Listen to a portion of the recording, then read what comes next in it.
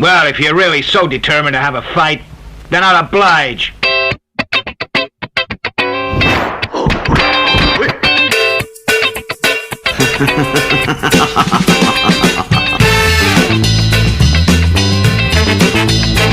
Hello everybody listening to this on YouTube. My name is Ben Johnson. I am the host of the Kung Fu Movie Guide podcast.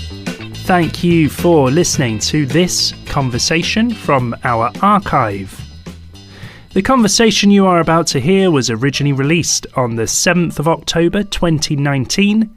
It is me talking to the Hollywood stunt legend, fight choreographer and stunt coordinator Heidi Moneymaker. Heidi's credits include doubling for Scarlett Johansson as Black Widow in the Marvel Cinematic Universe. The Kung Fu Movie Guide podcast has been running since 2016. Over the years, I have spoken to many of the leading lights from the world of martial arts movies. You can listen back to every episode of the podcast for free right now, wherever it is that you get your podcasts. That includes places like Apple Podcasts, Spotify, Stitcher, and many other places. Head to our website, kungfumovieguide.com, for more information about the show, to sign up to our newsletter, to find links to donate, and to read the latest reviews and information about martial arts movies. You can contact us via social media. We are on Twitter, Instagram, and Facebook. And you can email me on the email address hello@kungfumovieguide.com. I will be back at the end of this conversation to sign off properly, but until then, here we go then. This is my conversation with the great Heidi Moneymaker.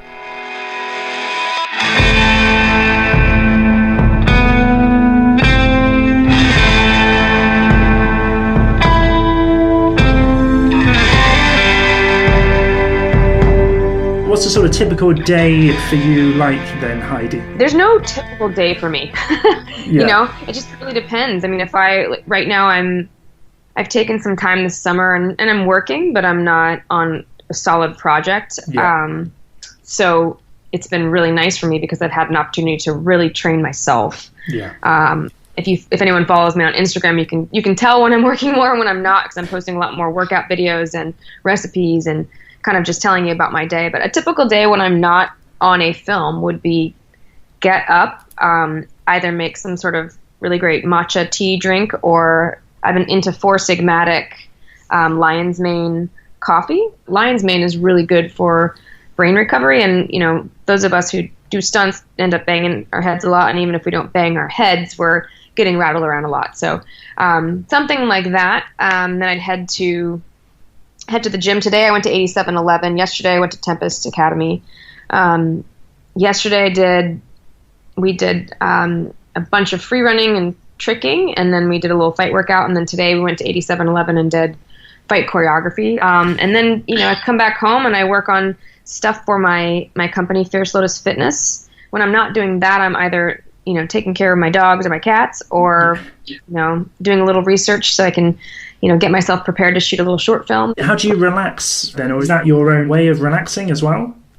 Well, I'm very high energy by nature, and so for me, using my brain, using my body helps me to relax later, especially as I've gotten older and, you know, a little more beat up. You know, I've really gotten into researching and trying out a lot of recovery type workouts. So I incorporate a lot more of that into my daily now. I've been using this thing called a beamer pad, which is a pulmonary electromagnetic frequency mat, and it's supposed to help with blood flow and help with injury. And basically when I lay on that thing, it's almost like meditating. It just helps me relax. Yeah.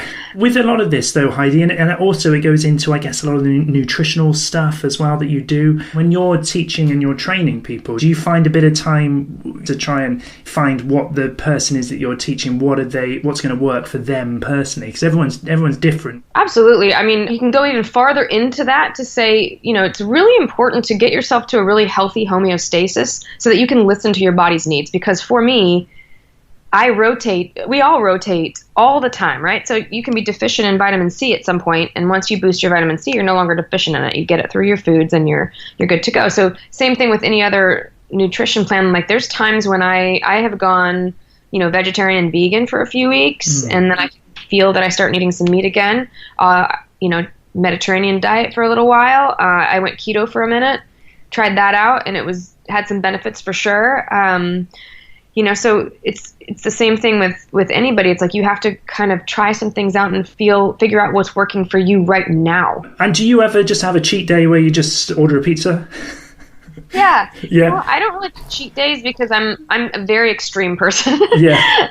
I'm either just all into whatever I'm doing. So if I do a cheat full day, it's a mess and I'm sick. So my rule is that if I ever feel like I want something to the point where I'm actually going to eat it, I have really good self-control when it comes to food and stuff because I look at it as fuel and I look at certain things as poisons and stuff. But if it's a Wednesday and I'm sitting at a restaurant with a friend and for some reason I just really want to order, that mushroom pizza, I'm going to just have it. Yeah. And that keeps me from going overboard and depleting myself too, Yeah. This is something that was ingrained from quite an early age. Am I right in saying that, Heidi? Like, so nutrition and just having a healthy lifestyle, is that you sort of inherited that from your parents? Is that right?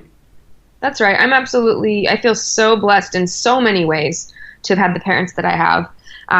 But my father studied, he was not weightlifting for competition, but he was weightlifting in his later 20s and really started studying nutrition and health. And literally he used to grow wheatgrass flats and he'd juice wheatgrass for us every day. And he would make us veggie and fruit juices for, our trainings. We were all gymnasts. We never had sugar cereals. It was always carob chips if there was going to be something chocolatey, and we didn't do a lot of dairy. We had some hefty meals. I mean, we're German, so there was a lot of potatoes and stuff. Yeah. But, there was a lot of salads and veggies and stuff as well. For training Halle Berry, were you also, a sort of nutritional advisor as well as a fight trainer? I mean, how involved were you in that side of things? Well, here's the thing. I don't have a degree in any sort of, nutritional science, and I'm not a dietitian or anything. So I have to be a little bit careful with that kind of stuff because as much as I know from my own experience and I have probably good advice for people, I really try to be careful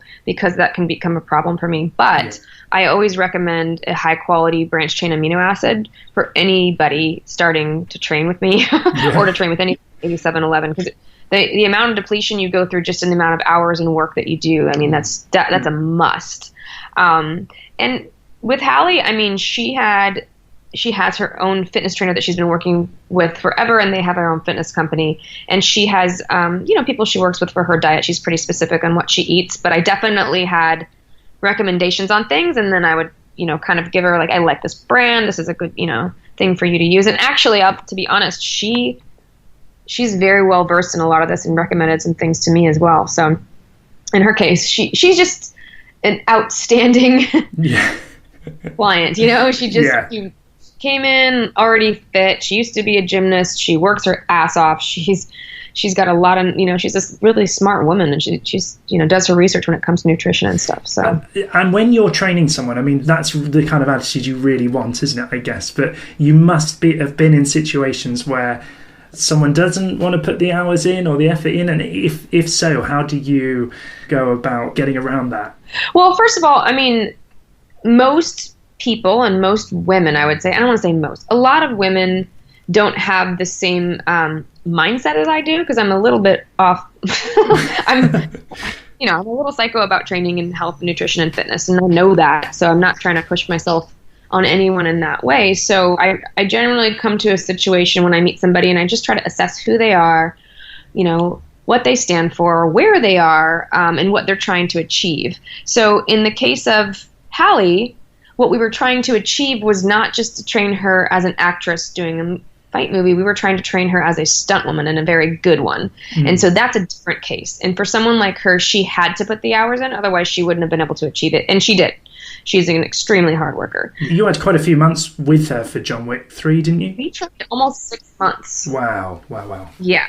It was a lot. That's kind of unheard of as well, isn't it, really? I mean, it's really unheard of. That's 6 months of paying people to train somebody before you even start the movie. Yeah.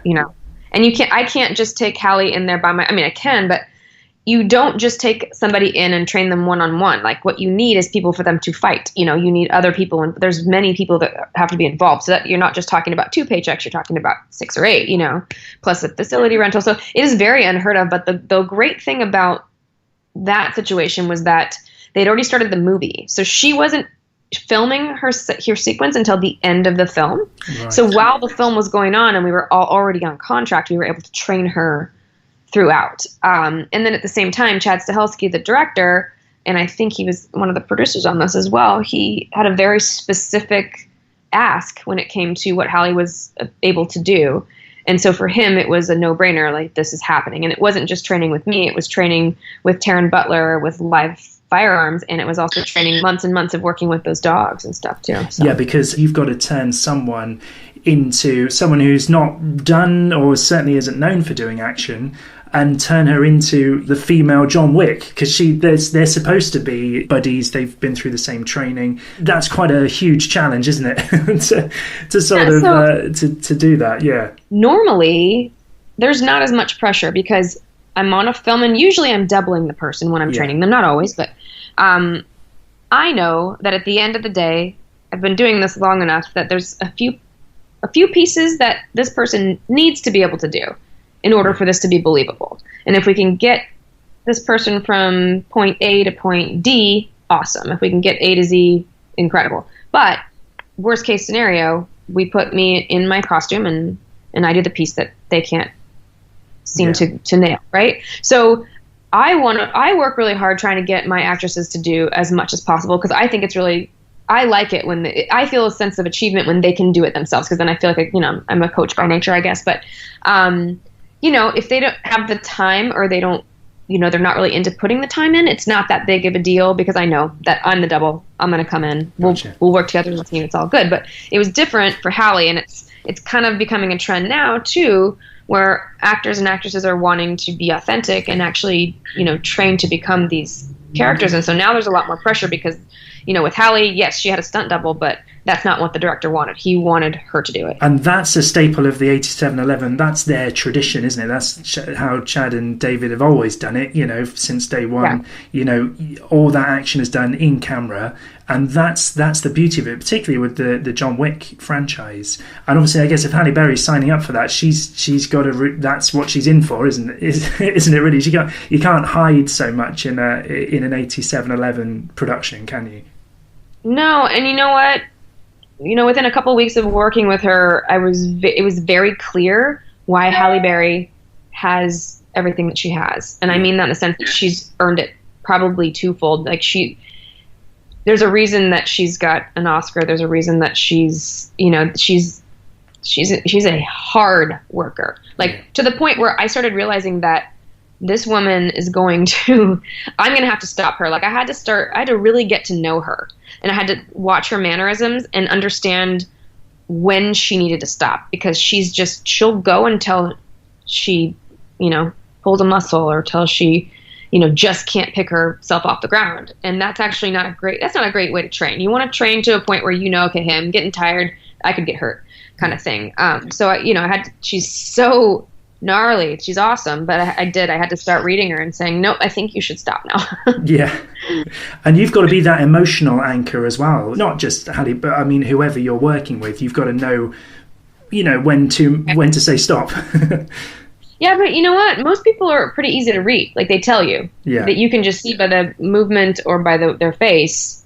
And then when you say, hey, do you think you should stop? They say yes. With her, it's like she had this poker face, and I'd be like, do you want to keep going? And in her head, it was like, I have to say yes because she asked if I could keep going, Yeah. But yeah, she was a little more difficult. But it is, what's really nice is that I think it's really nice to have women training women. I mean, I didn't do it by myself. It was a whole team effort. 8711 is a huge company, and there's all the guys down there are perfectly capable of training anyone. Everyone's amazing, and they all work together with me on that. But I think it was nice for her to have a female, because we have that little emotional connection where, like, we just think a little differently. So I would ask her things and do things for her that a guy probably wouldn't know to ask or think about, so that was kind of nice. And you must have been super proud with the results. I mean, what an incredible film that was, John Wick 3. I couldn't be more proud of her. I've never been more proud of any actress I've changed in my life, really. I mean, Scarlett's amazing. Scarlett Johansson, I usually double her. She's wonderful. She's done some awesome shit. Really has. But with Halle, it was like a 6-month long grind, and there were ups and downs and things that happened and things that we had to get through. And there was points where she just was worried that she wasn't going to be able to do it all, that kind of thing. And the last scene, when she finished filming her last action scene in Morocco, she sat down and looked at me and got tears in her eyes, and she said, "I did it." And I realized, like, this whole time, I knew she was going to be able to do it. Yeah. But this whole time, she was like, I have to do this, but I don't know if I can do this. Yeah. And so there was this, I just got the chills. There was this amazing moment that I remember. It'll be like, I can see it in my mind. It's just her, like, having that win, and it was like a private moment too. It wasn't like she was standing on a podium like, yes, I did it. It was like this amazing moment where she just had this, realization that after all that work, she made it happen, Are you two still in touch? Yeah. Yeah. Yeah. You know what? In all honesty, we really get along well, and we really respect each other a lot. And I think we'll probably be in each other's lives for a while. And I hope that I'll get to work with her again. I hope I get to train her again. I hope I get to help choreograph for her. She's just so great to work with. You mentioned Scarlett there, so it's a nice sort of lead-in, I guess, to...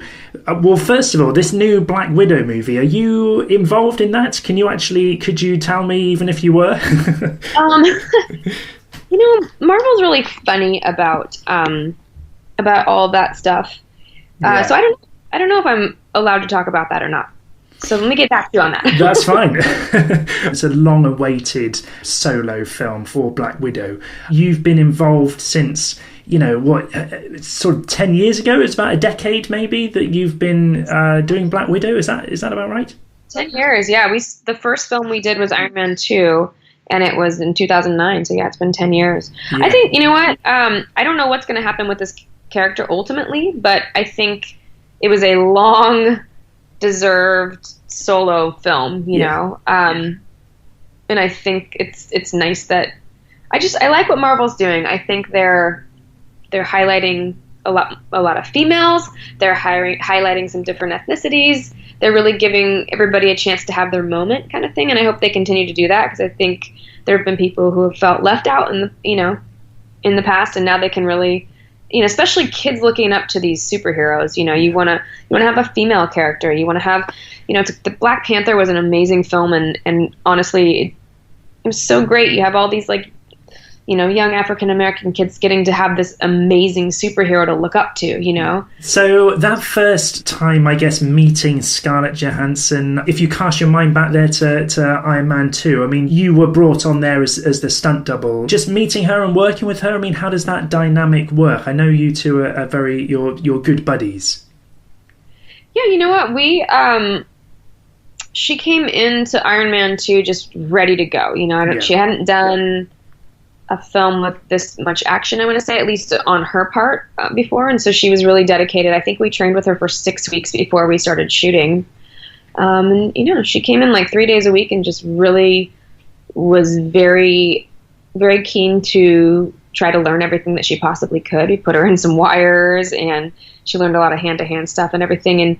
And we kind of obviously got to know each other really well throughout those few weeks. But it really, I would say, I think the next one we did was Avengers together, and by Captain America Winter Soldier, I think we had sort of found a real good groove where, I think before it was a little bit like she was doing her thing and I was doing my thing, and we were working together and making the character great. But there was a point where we just started trying to become one, meshing a little bit more, working choreography that wasn't just choreography we made up and taught her, that I'd bring her in and try to really see what she thought about stuff. And, I definitely wanted to know more, what her character was thinking, so I could sort of emulate, emotion in my action a little bit as well. So I don't know, man, it just we slowly kind of got into this groove that, now, I mean, yes, she still trains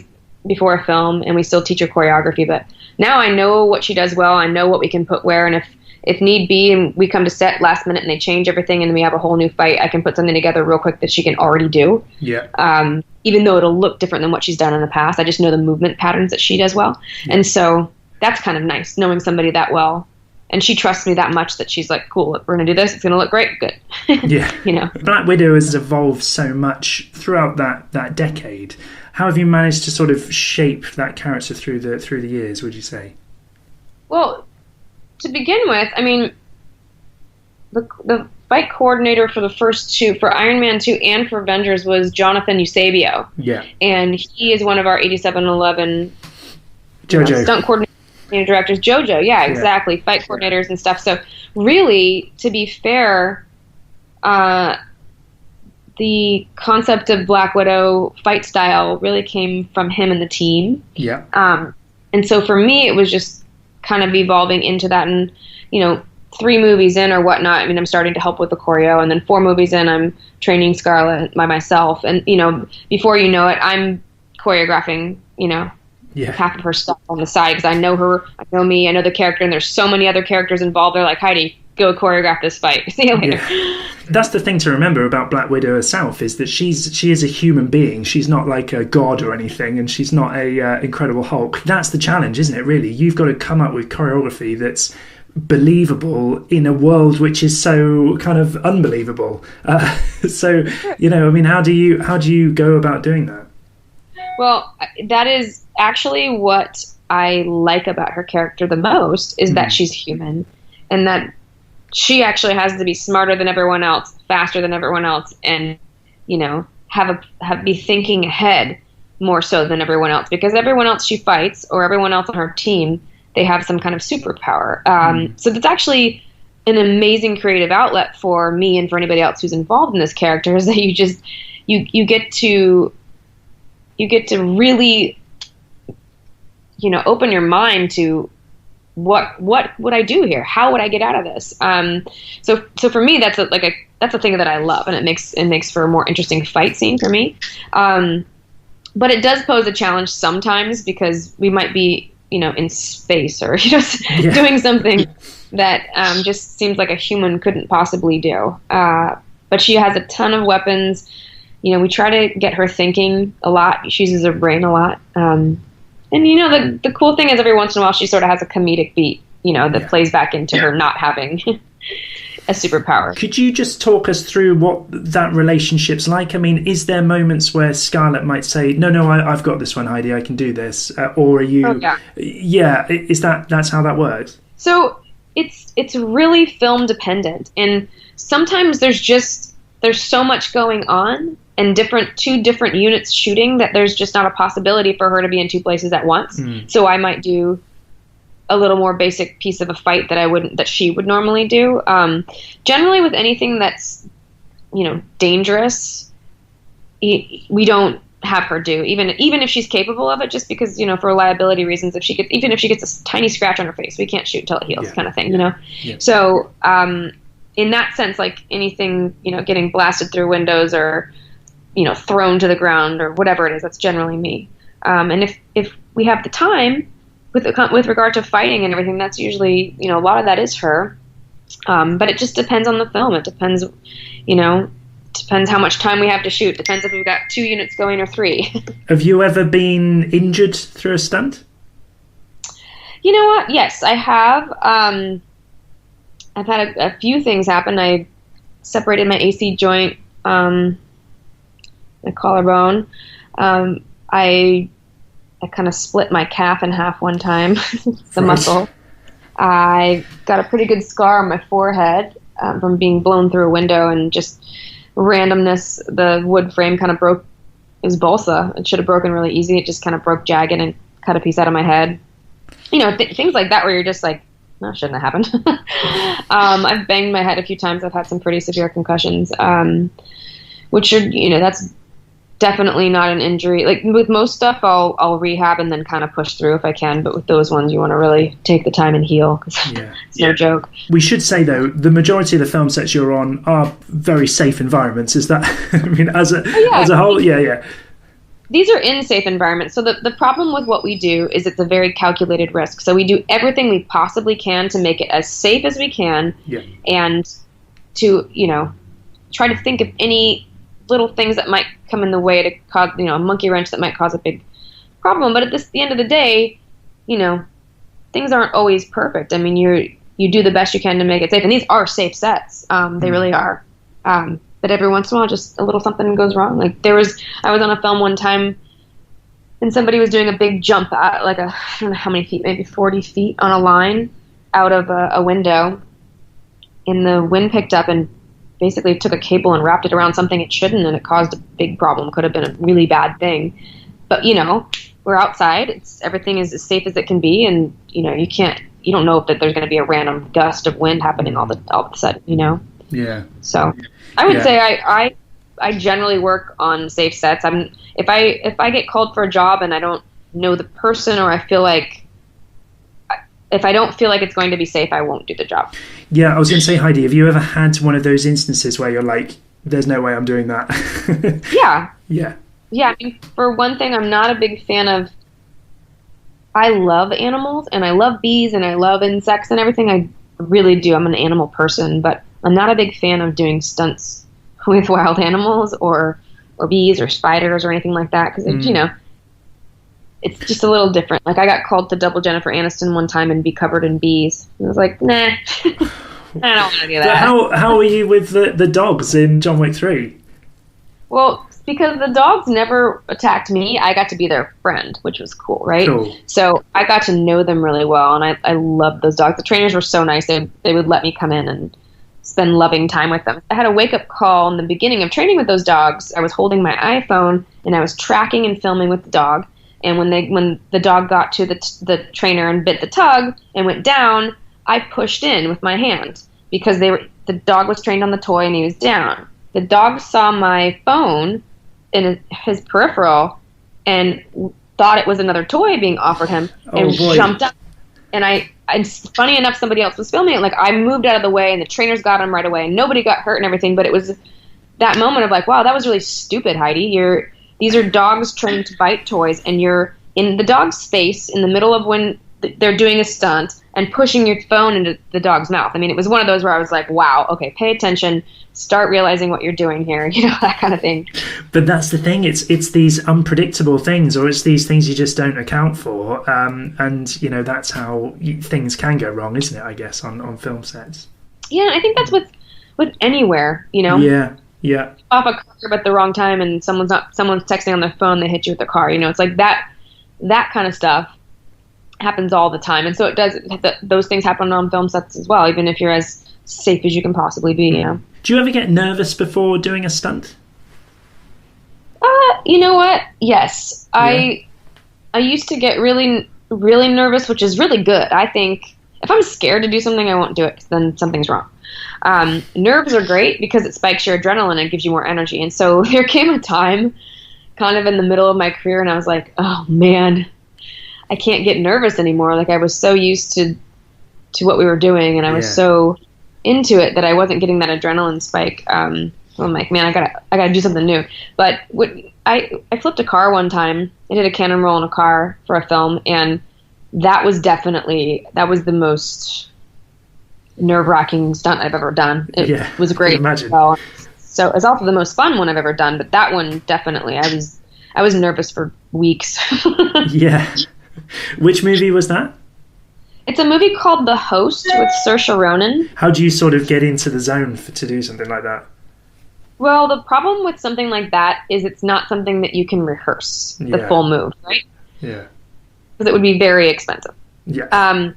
So what I did was I had a few months to prepare, and so I went back and kind of retook a couple of the stunt driving courses that I'd already taken and did a couple of extra days out on the track with privates with instructors. I went to a rally school in New Hampshire, and I did a bunch of things like that just to really, really hone in my driving skills right beforehand, because the best I could do was drive down the street, slide the car, hit my mark, and hit the button. That's the best I could do. Yeah. So as long as I can handle that, the car does what it does after that.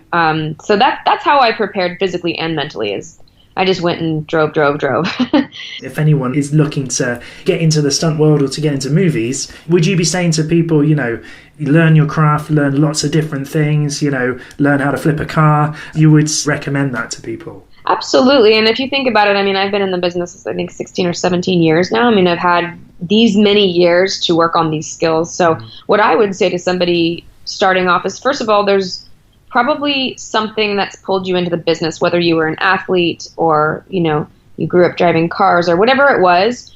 It's really important to focus on the thing that you're good at so that you have that in, while at the same time branching out and finding, training in other aspects of this business and finding out what you're terrible at, what you're good at, And for me, it was like, do a bunch of stuff and be somewhat proficient in a lot of things. But then you find what you love. I love the fighting stuff. I did it before I thought I was even going to ever get to do a fight on camera, Yeah, I was going to say, because you were a gymnast, weren't you? You represented the country, didn't you, as a gymnast? I did. So I represented the USA, had a few international competitions, and then I earned a scholarship to UCLA and competed for UCLA, which was just amazing because it was this first time that I realized, I was able to compete for a team of people, not just myself. It was really a great experience. So I came into stunts being full-fledged gymnast, never having really done anything else. Just to be at that level of gymnastics, there's no other life, there's no other sports, there's no other anything, Because you must have been training as a gymnast, pretty much 24/7. I'd imagine. From quite a young age as well. Yeah, I started I think when I was 5 or maybe 6, but you don't have time to do anything else. And if you did have time, you're so exhausted. I was training like 6 days a week, twice a day, like 3 days a week.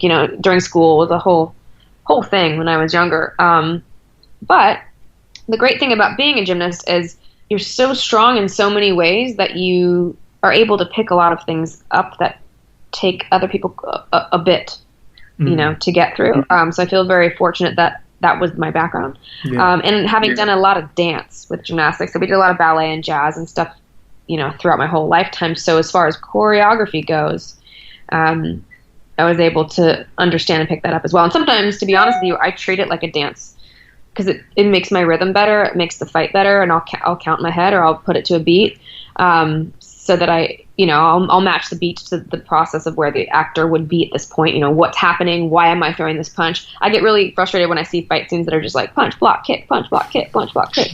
You're like, why are we doing this? Like, what's the point? So for me, there always has to be a reason. Where does the martial arts come into your life then? Well, I never did a punch or a kick really in my life, other than maybe some Taibo in college, until I got into the business. So I was already in the stunt business, but I got very well known as a gymnast, as doing wire moves and being able to do air rams, which we don't even do anymore. They're like an air pressure powered plate that you jump off of and flip into things. So I got very well known as that early on. And so I think it was always just kind of assumed that I wouldn't be a fighter, right? So right when I got started, Chad Stahelski, actually, I met him, and he hooked me up with a dear friend of mine to this day, Ming Liu. And she's just an incredible martial artist. And she actually was the first one who started teaching me how to kick and punch. And so I started training from the beginning. And when I was lucky enough, Chad and Dave would let me come in to their Saturday workouts and sort of like be in the back and fight around. And, here and there, slowly but surely, I took some kickboxing classes, I took some more wushu classes, I took some other classes, and then I would come in and the guys would work with me, when I was lucky enough that they had some time. And so for about the first 6 years of my career, I trained it, and I never shot a fight. And we would shoot fights like on our own, but never for film really. And I thought, that's okay. You know what? I'm just not going to be a fighter. I love doing this so much that I'm going to do it because I love doing it, and I'm going to get good at it because I want to be good at it. And then Iron Man 2 actually was I had done one little like pro wrestling silly fight for a show called My Name is Earl. Yeah. But until Iron Man 2, I had never really gotten to perform on camera a real fight. But you had worked with Chad before that. How did you sort of first hear of them? And because they would have had 8711 was up and running by that point. Is this early 2000s? No, it wasn't. No, right. it was like 2002 maybe, because I at the time had a fitness company, and I was training my partner's client, and she had a daughter who was a gymnast, and so she liked to go and train at the gymnastics gym while her daughter was training gymnastics. There was like 5 or 6 guys, and they're like adult men, and at the time it seemed weird to me because I didn't really know anything about anything, but these adult men like doing backflips and like flipping into the pit and whatever. And I remember thinking, like, what are these guys doing here? That's so funny.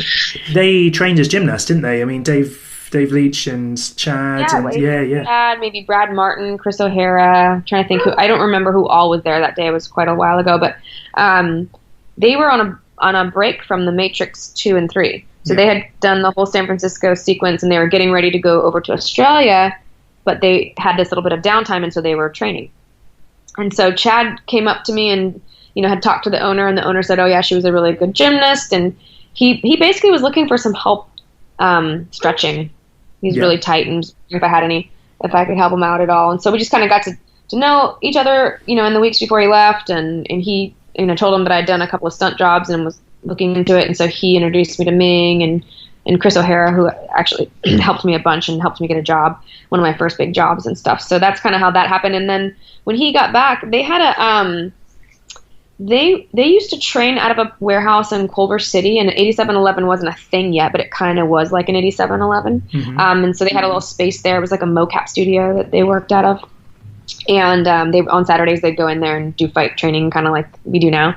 And that's where I started all my learning how to film fight anyway, not really martial arts, but film fight. And were you instantly like, these are guys that I need to get involved with and like see what they're doing? Because obviously I know The Matrix was sort of the big break for those guys, but could you see in those early days that, because they basically run Hollywood now, pretty much like the biggest movies, Hobbs and Shaw and Atomic Blonde and John Wick, like these huge movies.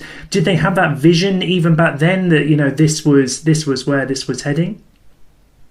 Well, to be honest, I mean, for me, just kind of getting into the business, it's a big deal that they were going and doing these big movies. Yeah. And I obviously knew they were very talented, and when we train stuff or shoot stuff, obviously seemed very high level to me, but it wasn't until I really got into working into the business and worked with a couple of other fight teams and other people that I really recognized what they had. Some of the previses that they shot, even back then, are just epic to this day. They weren't just shooting a fight. They were looking at it as directors and stuff. So yeah, I mean, once I had some comparison, I didn't know any better or worse when I was first getting started. But yeah, once I got out in the world a little bit, I thought, oh, okay, yeah, these guys they've got the golden ticket. Charlie's Angels Full Throttle, is that your first sort of big movie there on the list? Doubling Drew Barrymore for that movie, is that right? Yes. Yeah, so actually there was 2 doubles for each of the girls, and how that came about, I sent my stuff into the stunt coordinator, and his name's Mick Rogers, and he called me up and said, hey, I know you've not really done very much, but what I need is, there's a scene where Drew Barrymore is wrestling Dwayne "The Rock" Johnson in a wrestling ring, and she has to do a backflip off the ring and land on her belly on his belly. And so he said, my double right now is great, but she's not a gymnast, so I'm a little leery. We're not sure about having her do it, so we were going to bring in a second double. Do you think this is something you could do? And I said, yeah, I'm pretty sure I could do that. And he said, well, is there any way you could send me a tape? It was a tape back then.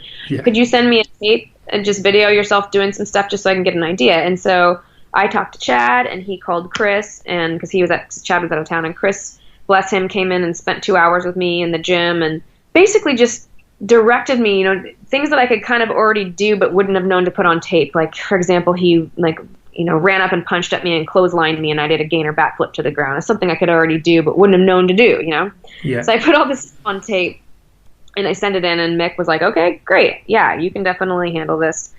Cool. And so that was months prior, and got kind of close to the date, and I hadn't gotten a call or anything. And so I contacted him and said, hey, just making sure we're still on for Monday. And he said, oh my gosh, I'm so sorry no one called you. We decided to hire an actual wrestler for the game. Right. And so, bless him, he's, normally I'd be like, hey, sorry, didn't mean that, maybe next time. And he said, I feel so bad that no one called you that I've got like 4 days coming up where I need 2 sets of doubles, and you don't even have to do anything. You just be there in case, we need something. He's like, let me just bring you on because I feel bad. And so he brought me on for those 4 days, and it turned into 5 months for all of us doubles. We ended up having second unit doubles for each side. There was a ton of work. And, he was so great because he knew that I had not really done any stunts before. So anytime there was something like a stair fall or a high fall, he'd kind of take me aside and be like, okay, here are options. This is how you can do it. You pick. And so that was really cool. It was a kind of instant infatuation once you were on that set and you were, involved in the action. You were like, okay, this is my new thing. This is what I'm going to be doing. Yeah. So for me, I had a really, really hard time, as do I'm sure most athletes, when I wasn't forced to retire when I graduated from college, but what would have been the point for me at 22 to go back and train for like another Olympic team, right? So then I'm, if I make it or if I don't, I'm 26 and then I still haven't started working. And then what am I going to do? This is the whole process going through my head. So making the smart decision, I decided to retire. I was a bit depressed, it had been something that's all I did for 17 years, And so I think what happened when I got on that set is I realized not only can I still perform, it's a little bit different. Yeah. Probably a little more painful. Not only can I still perform, but I can still train. Like now I have something to train for. Because for me, I loved competing and I loved winning and yay. But I loved training. I loved being in the gym. I loved learning new tricks. I loved, repetition. I loved doing routines over and over and over until I got them perfectly. And so I really missed that when, that was gone. So now I found something that, gave me that opportunity to be in the gym every day and have a reason to do it, I know you do make your own short films and you've starred in your own short films as well. Did you ever think, I want to make it in the acting world as well? Did you see that, or were you always happy being, working in stunts? I love acting. I love playing the characters. I love, it's like playing. However, you kind of have to make a choice if that's what you want to pursue. Yeah. And I was doing so well with, all of the stunt and doubling I was doing, and I really enjoyed it that I didn't stop doing that to pursue acting. But I still love it. I take opportunities any chance I get to play little characters. It's fun for me. Well, you were great in John Wick 2. You had a nice role there as the violin assassin. Yeah, it's a great fight scene. Yeah. And I wanted to mention Wolf Warrior 2 because, working in China as well. I mean, what was that experience like? I mean, you were part of Sam Hargrave's team, I guess, that went out there and worked with the Chinese crew. Well, I'll be honest, it's a little culture shock. Yeah. I'd had a competition in Taiwan once. So I'd been there, and I'd also done a film in Thailand. So I'd been kind of to that side of the world, but I'd never been to China. Yeah. And I will go ahead and say it was all around a great experience. And Sam was really great at doing his research as far as seeing this is not an American-backed film. There's not going to be the same rules and laws, and what are the things that I need to make sure that I negotiate prior to going out there for my team so that we're all protected. So he did a really great job at that. We had a chef, or we had cooks that came along with us that had a specific kind of meal plan. It was supposed to always be organic meat that we are not used to eating. Yeah. Not the kind. Yeah. What was the food like on set? It was really good actually. We had our chefs I have a funky stomach and I have for years. Yeah. And so I didn't eat anything that wasn't prepared from our chefs. Yeah. Except for we went out. Wu Jing took us out one night and we had this fish cook thing. It was really great, not nice of him. So there was a couple times at nice restaurants I went out and ate, but pretty much I didn't, I was there to do a job and I wanted to make sure I didn't get sick. So, I kept to my real simple eating. And we were we were way out in the country. I was in Beijing twice. We were in the middle of, I don't even know where, just, it was definitely deep in China. Yeah. But I ended up coming back with 2 dogs. Yeah. Ah, right. Yes. Yeah, we had these puppies on our set, and I was feeding them and, bringing meat scraps to them and shoveling out their little pen for them and everything. And then, at one point I named them, and, it was just one of those things where... you became too attached. I decided to, for various reasons, I decided to try to get homes for all 6 of the puppies. Yeah. And so I ended up taking 2, and... Nate Perry, one of our other actors and stuntmen, he ended up taking one home, and then one of the producers took one, and the stand-in took one, and then we found a vet that did adoptions, and someone adopted our little bear, so yeah, they all got homes. And now my dogs are like, they used to eat dirt and like live in the ghetto, and now they live in Redondo Beach, and I make them wild caught salmon all the time, and they're super bougie. It's like, oh wow, they have no idea they forget completely what it was like living in China. Yeah. It must have been quite a different setup, I'd imagine, from what you were used to sort of working in. Yeah. So we weren't under our union there and everything, so it was a whole different ballgame, and that's what I meant by there was a few things that were like took a while to get used to. Like they work straight until they finish a sequence, and they just keep going. They don't take weekends. They don't, We'd work 14 days straight, and then Sam would say, nope, my guys are taking a break. Today we don't have anything we need to shoot with them. They're, give them a down day. But there was one day we had to finish at this location that day. And so I was doing a fight scene with somebody at the end of a 24-hour day. And I just remember thinking, like, oh, this is probably not the smartest. I mean, luckily it was a security cam footage, so it was like way high and wide, so it wasn't like super in tight where we had to be on our best behavior. But yeah, there was things like that where you're just like, oh, they don't have any rules. Yeah, that can be very dangerous, can't it, as well? I mean, just for the stunt performer, but I mean, kudos to the Chinese teams, because they never complain once. It's just like they work their asses off. So I will give them that for sure. Would you work out in China again if the opportunity arose? Is that something you would consider? Sure. I mean, you know what? For me these days, it's number one about safety. So as long as I had a good team and felt really safe, no matter where I go, not just there, it could be in LA. I want to make sure I have a safe team. And, a project that I would want to do, something that was interesting for sure. I mean, I try really hard to, especially lately, I've been trying to work in LA as much as possible, just because, I've got my dogs and, my life and everything here. And so I've really been trying to stay local as much as possible. But, yeah, I would, for the right project, for sure. Do you think Hollywood does enough to sort of recognize, the talent involved and the hard work that goes into making these films?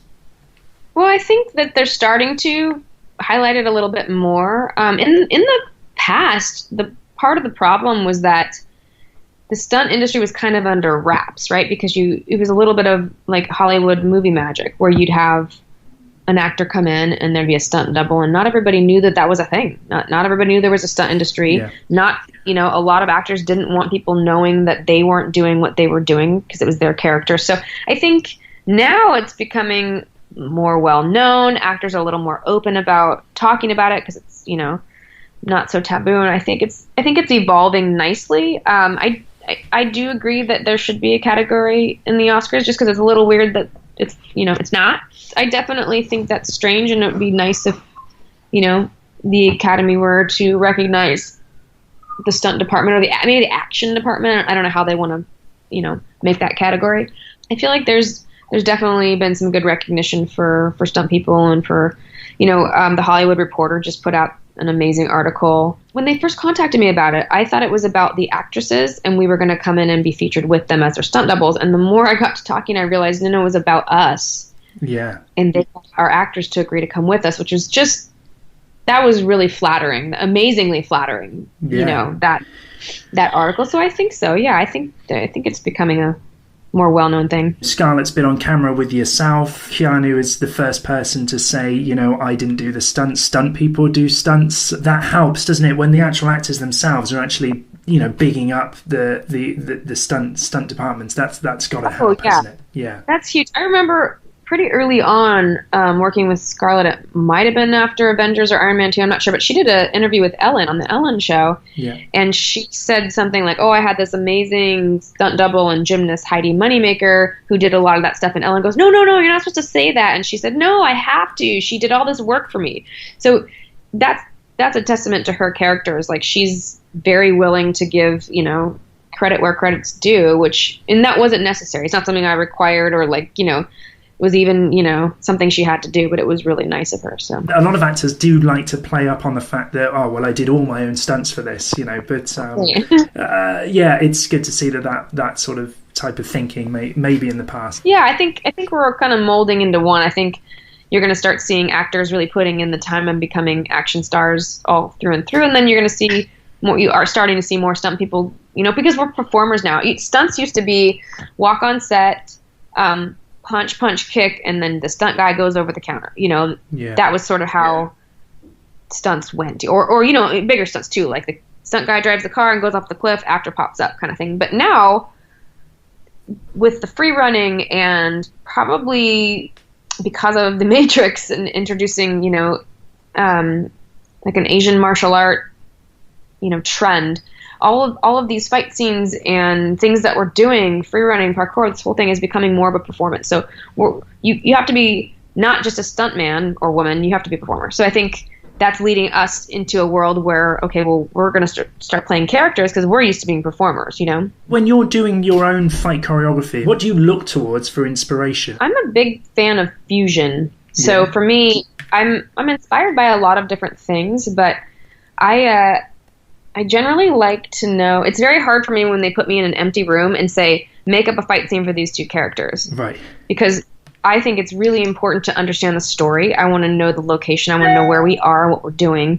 And then for me, there's certain things that inspire me, like movement inspires me. So even if it's not necessarily, animals inspire me sometimes, I'm always looking for movement in things. Like I could look at a tree and watch it for a while and possibly get some sort of inspiration from that. Yeah. I watch my dogs wrestle sometimes, and it's like really animalistic and visceral the way that they pretty much do jujitsu and different moves, and sometimes literally they will inspire me for fight beats. So it just depends on the character and where I'm at, If you follow the 87-11 approach where, from the stunt world to then you're fight choreographing, your stunt coordinators, then you're moving into second unit, and before you know it, you're directing, you're then, running the show. Do you have aspirations to sort of, eventually move up into directing and getting more involved in that side of things, Heidi? Absolutely. To be honest with you, I enjoy stunt coordinating, but I'm more, I like painting a picture more. I'm a little more, I really want the opportunity to be creative. And so for me, ultimately, I would like to direct because that's, a little more up my alley. Yeah. Not that stunts isn't up my alley, but, I really like to be involved in the creative side of a lot of that. So that's definitely where I'm heading. Yeah. But it's, it's important to understand all of these jobs as you make your way up, just so that you can be a better boss when you get there, And do you have sort of dream projects in mind that you'd like to direct? I watch all sorts of films. Yeah. But my favorite films are comedy, and I really badly want to revamp the world of action comedy and bring movies back. I mean, I don't want to redo this because I hope nobody ever does redo it, but I want there to be a genre of movies like True Lies, and that film to me is epic because it's some of the biggest action you'll see in an action film, but it's hilarious. Yeah. Like Jamie Lee Curtis is brilliant in that movie. Yeah. She's super dorky and super hot at the same time, and makes for the best comic relief. And at the same time, you have the dynamic between Tom Arnold and Arnold Schwarzenegger, which is just to me if I could do films like that for the rest of my life, those would be my dreams. Well, David's doing good stuff with he's kind of, with his Deadpool films, and then Hobbs and Shaw, they're funny movies, aren't they? So, and it can be done. For sure.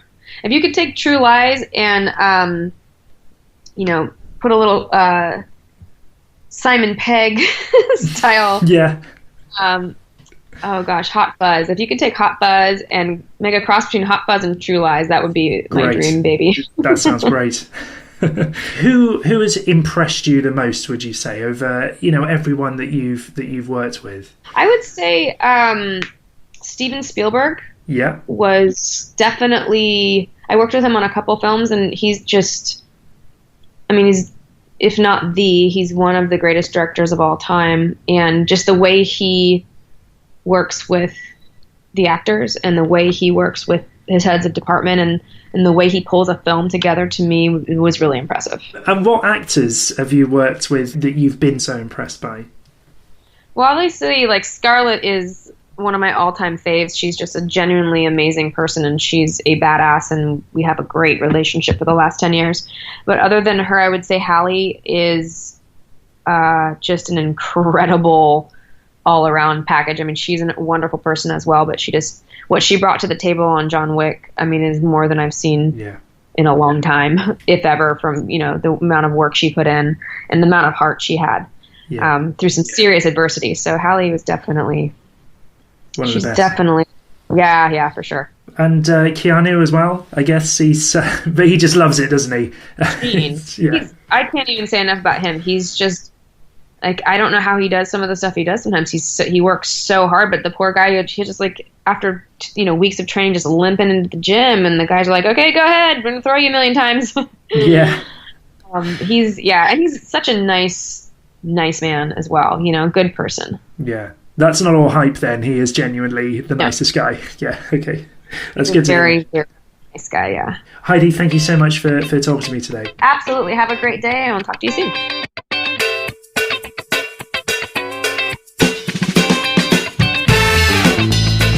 Heidi Moneymaker there.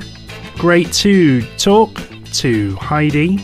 I do hope you enjoyed listening to that conversation from our archive.